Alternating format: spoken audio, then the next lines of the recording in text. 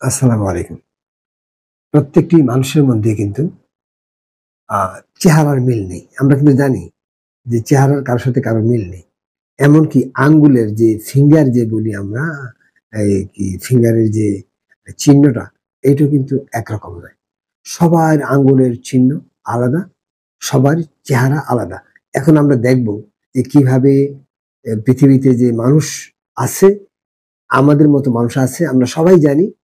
তারপরেও আমি বলছি যে আমাদের চেহারার কেন কোনো মিল নেই এবং আমাদের আঙ্গুলের চাপের কেন কোনো মিল নেই, তা আমি এখন চিত্রের মাধ্যমে দেখাচ্ছি। মনে করি মনে করি এখানে পিতা, এখানে মাতা, এখানে মাতা।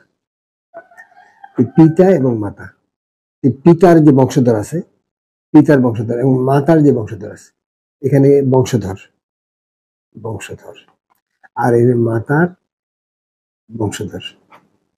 এই হচ্ছে দুইটা, মানে আমাদের পিতা এবং মাতা।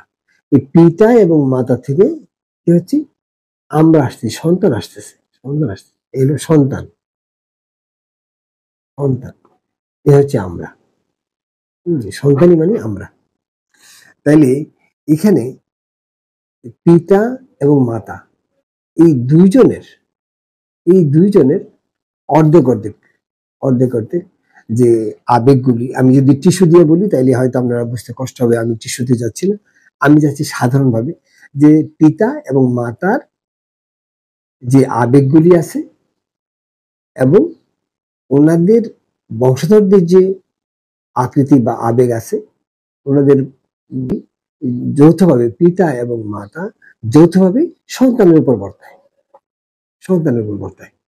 এইখানে সেই জন্য আমরা কি করি, আঙ্গুলের চাপ গড়ভেলুতে যুক্ত হয়। মনে করি এখানে আমি যদি মনে করি যে পিতা এবং মাতা, তাদের যে আবেগগুলি, যে আমরা হাসি, কাঁদি, খেলি, দৌড়াই, বেড়াই, হ্যাঁ, এই যে বিভিন্ন ধরনের যে আবেগ আমাদের মধ্যে আছে, ভয় আছে, সাহস আছে, এই যে আবেগগুলি যদি যদি এই দুইটা আবেগ, পিতা এবং মাতার আবেগগুলি যদি যোগ হয়ে যেত, তাহলে কিন্তু আমরা হাসা শুরু করলে হাসতেই থাকতাম, সারাদিন পর হাসতেই থাকতাম। কারণ কি, দুটো যোগ হয়েছে, যোগ হইতে হইতে হইতে হইতে এখন হাসতে হাসতে আর আমাদের অন্ত থাকতো না।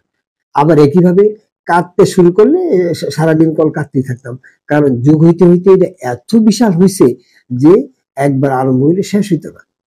আবার যদি আমরা দেখতাম, যদি বিয়োগ হইতো, যে পিতার থেকে মাতার, পিতার বংশধর থেকে মাতার বংশধরের যে কান